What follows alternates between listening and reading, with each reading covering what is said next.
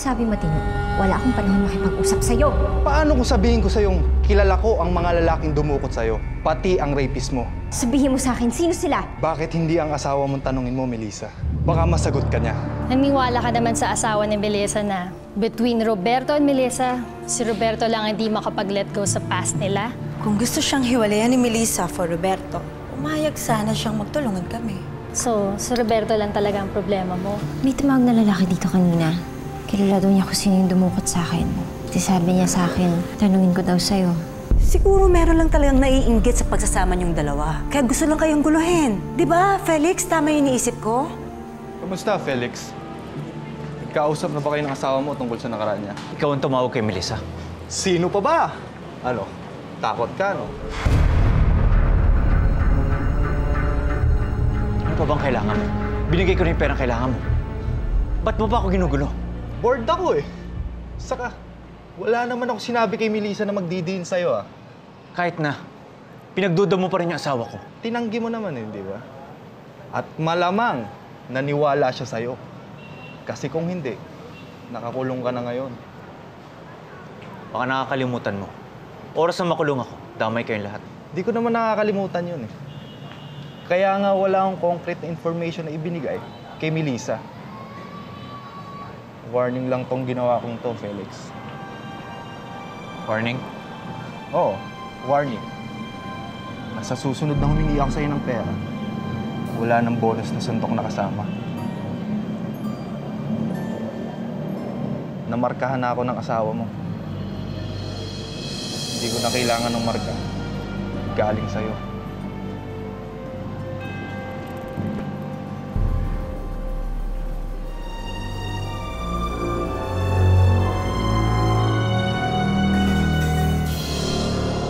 Based sa unang investigation namin, isang prepaid sa isang cellphone na ginamit niya pang tawag sa'yo, Melissa. Ibig sabihin, wala siyang records? Wala. Pero kahit na wala siyang records, may mga paraan kami para mahanap siya. Sa ngayon, inaalam ng telecom company kung saan na-distribute yung SIM na yon. Pero malaking posibilidad po na dito lang yun sa bayan natin.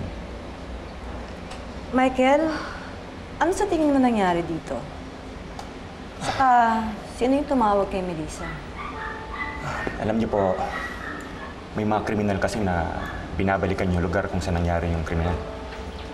Meron din pong mga kriminal na bumabalik sa mga biktima nila para i-torment ito.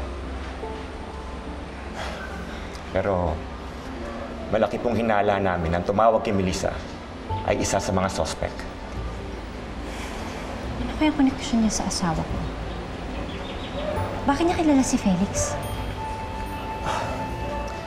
Alam mo, Melissa, siguro sinusubaybayan niya yung buhay mo. May mga kriminal kasi na natutuwa sila na pinapanood nila yung buhay ng biktima nila. Hindi nga namin inaasahan ito eh. Pero sa kaganapan na ito, mas mabilis ang pag-solve ng kaso. Basta kailangan ko malaman yung mga figures kung ilan ang mga botante ng bawat barangay natin, ha? Okay. Excuse lang, sandali, ha? Rico, ikaw muna bahala sa kanila. Sandali lang. Alright. Hello, Melissa? Tumawag ako, Roberto, kasi... Kahit wala ka sinasabi, alam ko may kinalaman ka kung bakit nahuli si Wilson Ocampo. Anong may tutulong ko sa'yo? May tumawag kasi sa akin kanina. Pinaghihinalaan namin na isa siya sa mga dumukot sa akin. Matutulungan mo ba akong hanapin siya? Sige. Anong pangalan niya? Yun nga lang, hindi ko alam kung anong pangalan niya. Ang alam ko lang ay yung number na ginamit niya para tumawag sa akin. Sige. Bigay mo sa akin yung number. Makakatulong din yun sa paghanap doon sa tarantadong yan. Sige, salamat.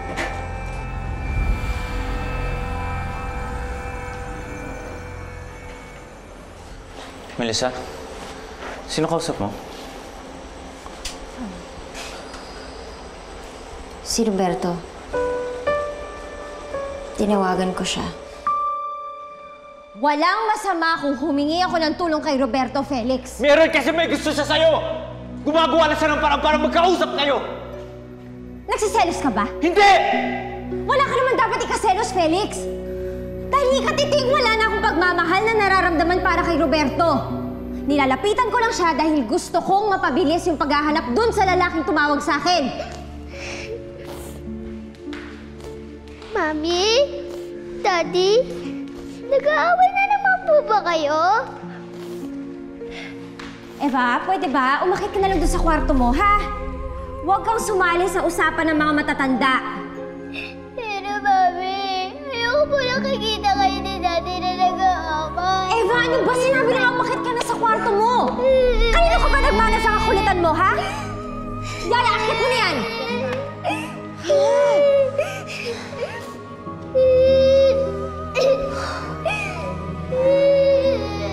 Ako ba naman, Melissa? Pati ba naman bata dinadamay mo sa init ng ulo mo? Dahil napakasarado ng isip mo, Felix. Wala naman ako ibang hinihingi kay Roberto kundi tulong niya. Oh, pero nandiyan ang mga pulis! Let them do their job! Walang mabuting may dudulot sa'yo si Roberto.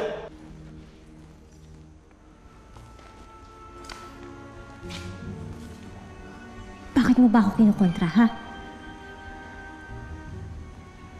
Ayaw mo bang mahanap na talaga kung sino yung gumahasa sa akin, Felix?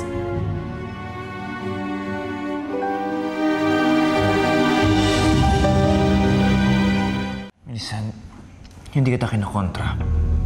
Alam ng Diyos, gusto ko mahanap kung sino man yun nag-rape sa'yo. Kung yun ang gusto mo, Felix, hayaan mo na lang ako sa ginagawa ko! Dahil kahit sino pa yan, kahit kriminal pa yan, handa akong lumuhod sa harapan nila, matulungan lang nila akong malaman kung sino ba talaga yung nang-rape sa akin.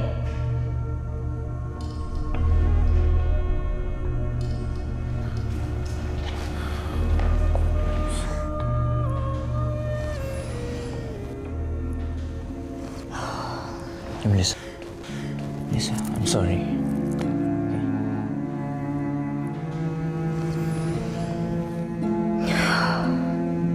Sorry din po nasigawan kita. Nadala lang ako ng galit ko.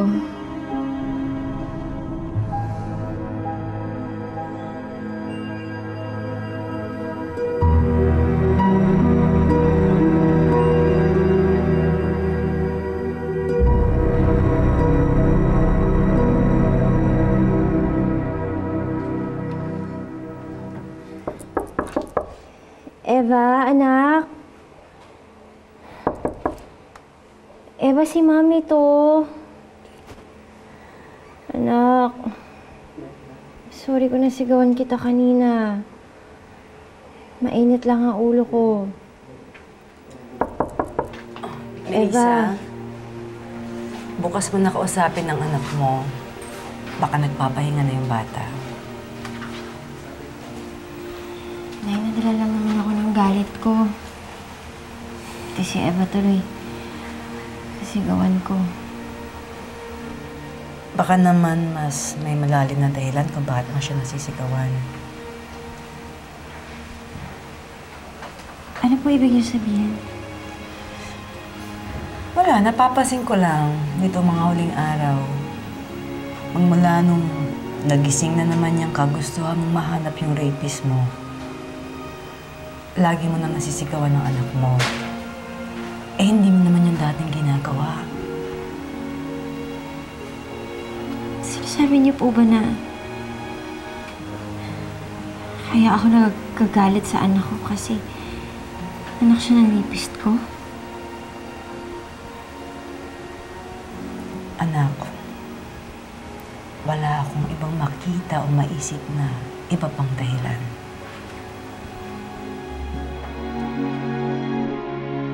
Nagtalo kami ni Melissa kagabi.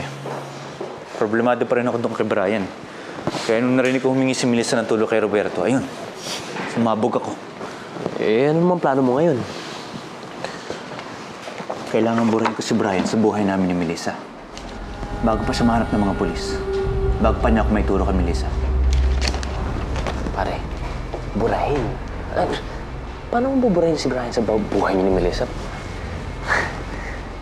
Sabihin sa akin, papatayin mo siya. Accidental rapist ka lang, hindi ka killer.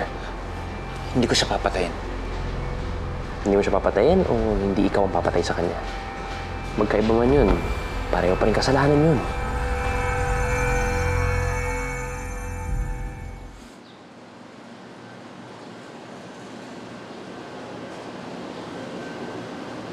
Bakit mo naman naisipan dito magkita?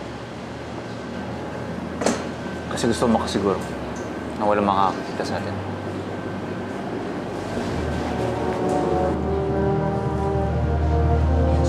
Sandali, pare.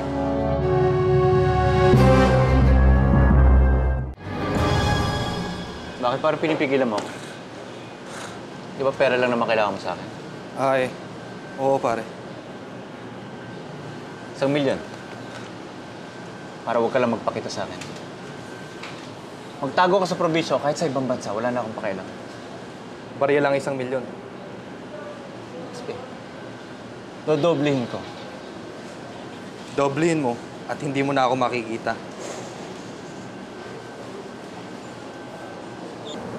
Nangako ka na sa akin nun. Pero hindi mo tinupad. Sinira mo yun.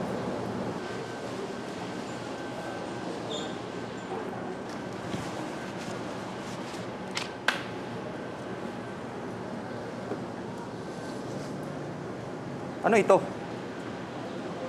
Bakit mo ako binigyan ng blankong papel? Sulat mo dyan ang written confession mo na ikaw ang nang-rape kay Melissa. Sira ka ba?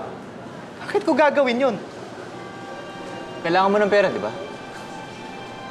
Kailangan ko ng assurance mo na hindi ka na magpapakita sa akin. Ano? Susulat ko na, 2 milyon.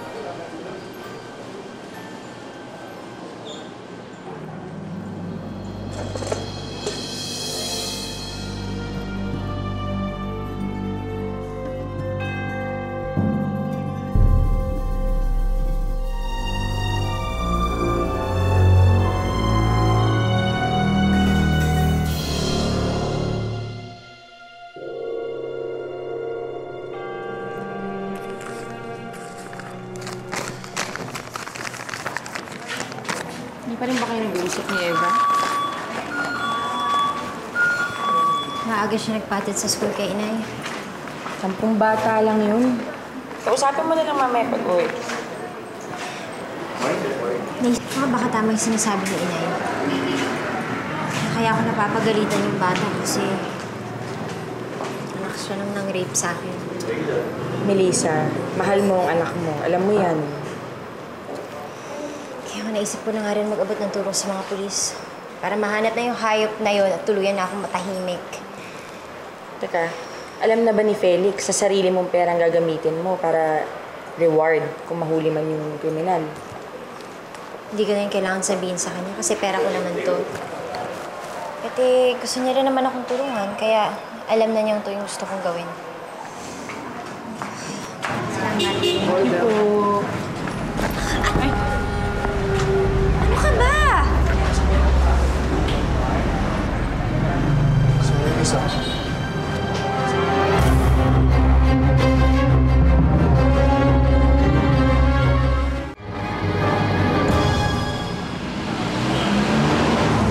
Bakit ganyan ka makatingin?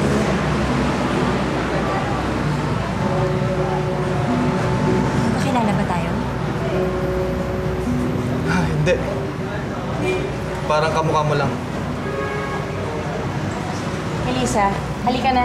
Susunod pa tayo kay Eva sa school at ikaw naman, kuya. Susunod mag-iingat ka. Hindi sa ating tong lugar na to. Ingat ka susunod, ha? Okay? Mukhang nasarapan sa'yo si Felix. Ginarahin naman. Sabi mo? Wala. Sabi ko, ang gaganda niyo. Tagal ko lang alam mo. Halika na. Halika na.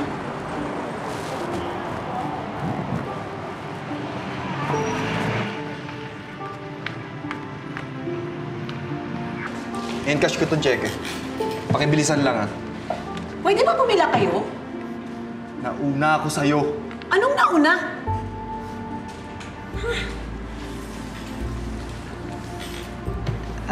Sir, are you sure? In-issue ho to sa inyo ni Mr. Rastro. Pag mga ganitong amount ho kasi, nagre-request na po ng manager's check ang account holder. So, anong akala mo? Ninakaw ko yung cheque? Hindi naman ho sa ganun. Siguro mas maganda po kung i-verify po natin tong check ninyo. Pakihintay na lang po. Meron po ba kayong identification? Pakibilisan lang, ha? Salamat. Mamadali ako.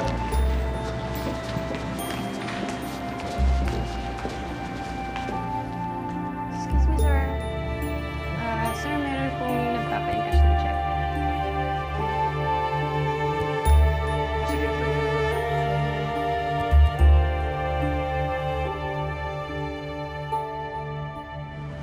Huwag mo sabihin, hindi mo pa rin makalimutan yung lalaki na kabanggaan mo kanina. Yung mayabang na lalaki. Parang pamilyar kasi siya sa akin, Ami, eh. Parang nakita ko na siya noon. Alam mo, marami naman talaga magkakahawig ngayon eh. Bakit hindi itong anak mo intindihin mo kausti na naman yung muso? Nak, pagpasensyahan mo na si nanay. Sorry na naman, oh. Nadala lang naman ako ng galit kaya nabulyawan kita. Anak.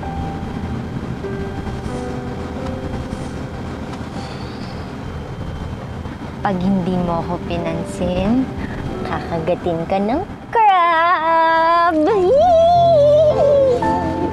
Ano anak, bati na tayo ha? Bakit po kasi kayo nag-aaway ni Daddy? Anak, yan talaga ang mag-asawa. Minsan may mga bagay na hindi na pagkakasunduan. Diba po, sabi niyo magsusorry lang pag may nagawang kasalanan? Eh di magsorry na lang po kayo ni Daddy sa isa't isa para hindi na lang ba kayang away niyo. Kita mo? Ang tatalino na talaga ng mga bata ngayon, oo. Sana po, huwag na kayo mag-aaway ulit. Kasi po, nalulungkot ako eh. Diba po, dapat lagi masayang family?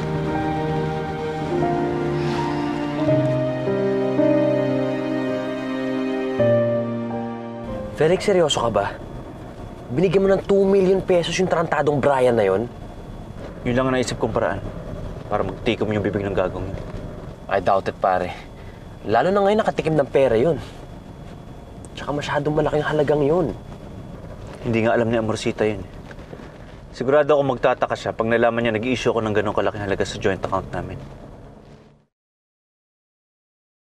Madam? Madam, may tawag po kayo.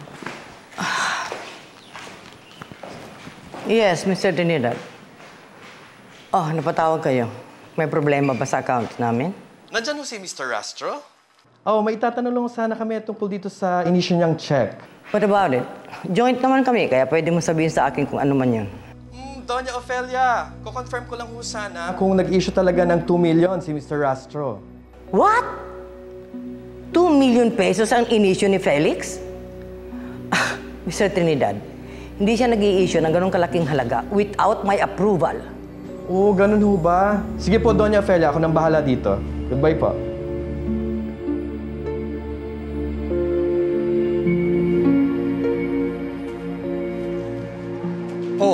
Ano? Ibibigay niyo na ba sa akin yung pera? I'm sorry, nagka-problem ho tong check na in-encash nyo. Kausap ko ho yung account holder at wala naman ho silang ini-issue ganito kalaking check. Anong wala? Hindi niyo ba binerify yung signature? Pirma yan ni Felix. I'm really sorry, sir. Mabuti pa ho si Mr. Rastro na lang ho pang kasapin niya. Umanda sa akin yung Felix na yan.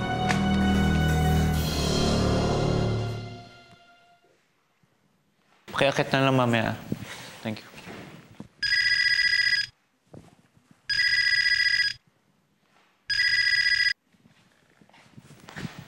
Brian, ano na naman ba kailangan mo sa akin? Di ba sinabi ko sa'yo, tigilan mo na ako. Ngayon nabigay ko na yung perang hinihingi mo. Anong perang sinasabi mo? Yung perang ipinagdamot sa akin ng bangko? Hindi ka naka-withdraw? Pahiya nga ako dun sa bangko eh. At huwag mong sabihin sa akin wala kang alam doon dahil alam kong inuutakan mo ako. Wala talaga ako alam, Brian. Hindi ako naniniwala sa'yo. Talagang sinusubukan mo ako, Felix, ha? Gusto mo talaga mapahamak tayo pare-pareho. Pwes, ibibigay ko sa'yo yung gusto mo. Dali, Brian. Huwag kang gumawa na ikasisira ng pamilya ko. Nakikiusap ako sa'yo. Ano yan, Felix? Ano yung ikasisira ng pamilya natin?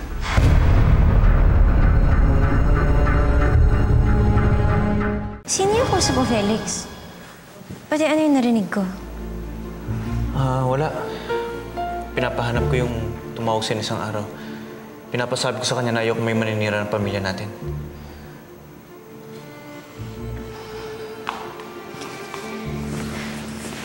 Huwag ka mag-alala, Felix. Mahahanap na rin natin yung taong yun.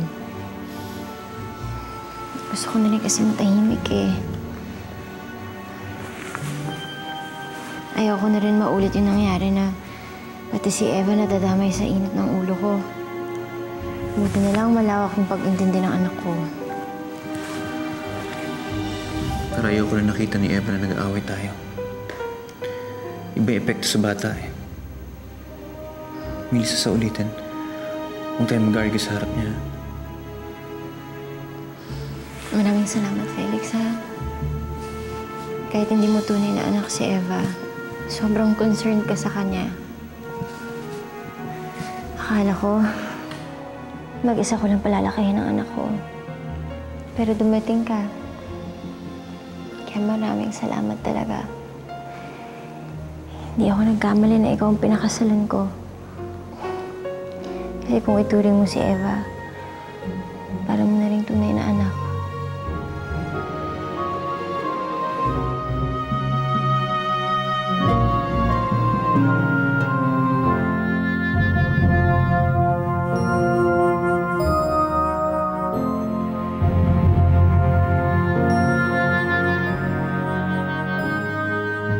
Sir, maraming salamat sa imbitasyon niyo. Makakaasa kayo na sa inyong suporta namin ngayong eleksyon. Hindi lang naman yung gusto kong pagkasunduan natin eh. Yung tungkol doon sa kaso ni Melissa. Sana lang mapabilis yung paghanap niya doon sa tumawag sa kanya no isang araw.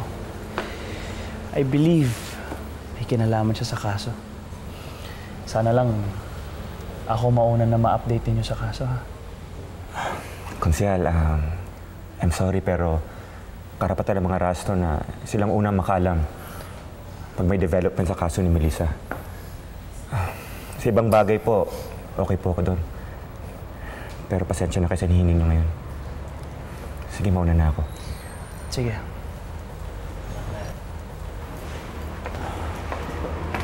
Ano na naman bang kailangan sa inyo ng asawa? Tungkol sa kaso ni Melissa. Nagpatulong kasi si Melissa sa asawa niyo. Felix. Morsita. Kung hindi pa tumawag sa akin ng bangko, wala akong kamalay-malay. Nagtatapong ka ng 2 milyon. Saan mo ba ginamit ang pera? Felix? Morsita, nag-invest ako sa isang kumpanya. Ayoko naman umasa sa inyo kaya nag-loan ako sa isang money lending company. Eh, lumaki yung interest kaya kailangan ko ng bayaran. What? Why didn't you tell me? Morsita, di ba sinabi ko na sa inyo? Lumaki yung utang ko. Kaya ayoko rin naman magalit kayo sa akin. Binibigay ko naman sa yung kailangan mo, di ba? Lalo na when it comes to business. Morsita, I'm sorry. I still can't believe na pumalpa ka sa business, Felix. Malaki ang tiwala ko sa'yo. Kaya ikaw nagmamanage sa mining company ko. How come nasira ka sa business? Ano nangyari?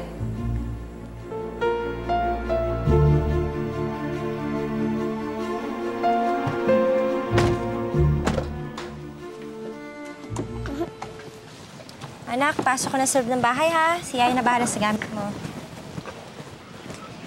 Ang cute nung papi. Sige, anak, pasok ka na.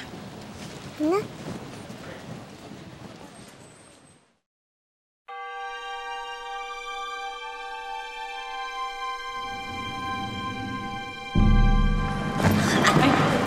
Ano ka ba? Sorry, Lisa.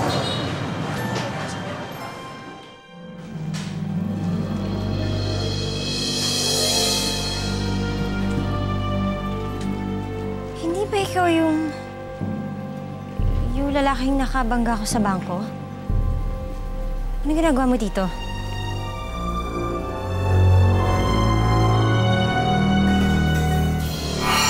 Huwag na lang kayo natin puntahan yung Melissa ngayon.